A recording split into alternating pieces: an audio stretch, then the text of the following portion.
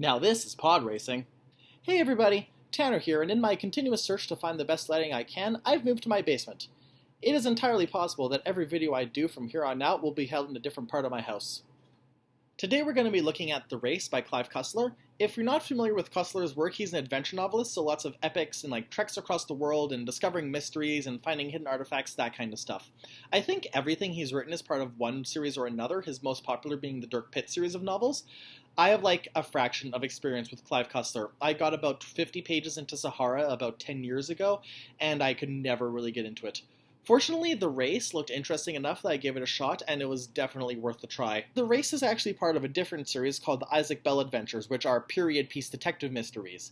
I think it's the second book in the series. I'm not sure. It doesn't really matter. It's a very continuity-light book. Anything that could have been a major development earlier in the series is given a pretty thorough treatment here, so anyone who's a newcomer like myself won't have a hard time figuring things out. The book is one part mystery and one part epic, and they intertwine and connect, and the result is that it's really hard to put down, but there are also a lot of moving pieces. You're not going to get confused, but when you're trying to describe the plot to people, you can kind of get into long-winded, so I'm going to try and summarize this as best I can. The year is 1909. Airplanes are just starting to take off, pun intended. In order to prove that the American pilots are better than the European ones, newspaper magnate Preston Whiteway has organized a cross-country race.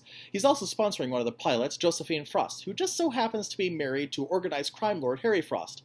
While practicing, Josephine witnesses Harry commit a murder, and he has to flee because she was in her plane at the time, so he can't take her out. In order to protect Josephine, Whiteway hires Isaac Bell and the rest of the Van Dorn Detective Agency, not knowing that they all have a personal connection to Harry Frost, who is basically the one that got away for almost all of their cases. As the big day approaches and the race eventually gets underway, the Van Dorns have to scramble to protect Josephine, Whiteway, and all of the other pilots, while Harry calls in every favor he has with every thug across America in order to kill Josephine, not caring who gets in his way. One thing I noticed about this book, and I really don't notice about other things, is that it's very well paced.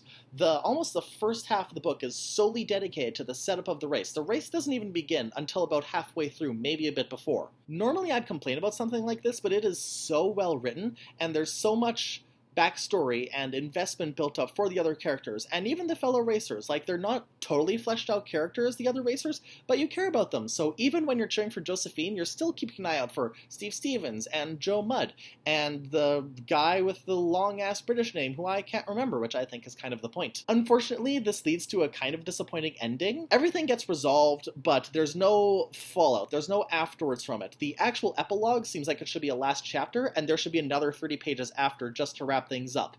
Instead, it's kind of like Grease. As soon as everything ends, the main character and his love interest literally fly off into the sunset.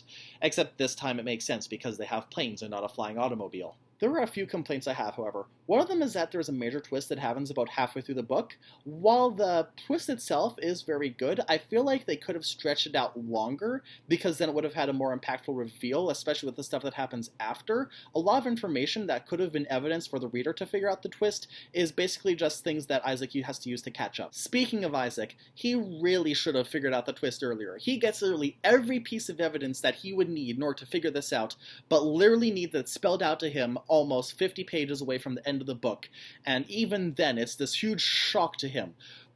I was waiting for him to casually mention that he knew it all along, but no, he is shocked, and that shocked me, because you're supposed to be the greatest detective in the agency, and you completely dropped the ball on that one, Isaac. None for you, Isaac Bell. They kind of toe the line of early 1900s pulpy ridiculousness with how badass Harry Frost is.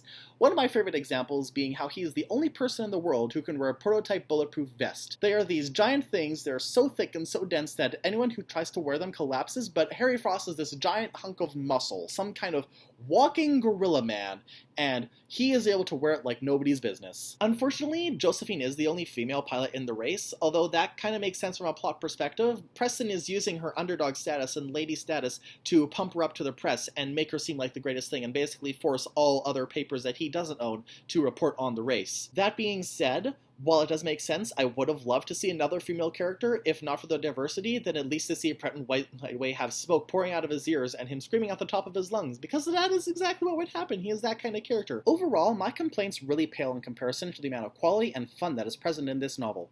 Yes, the ending is a bit underwhelming, but I've read some pretty bad endings before, and at least this one isn't overwhelmingly underwhelming. If you like epics, adventures, lighthearted mysteries, or all the above, I definitely recommend you check it out.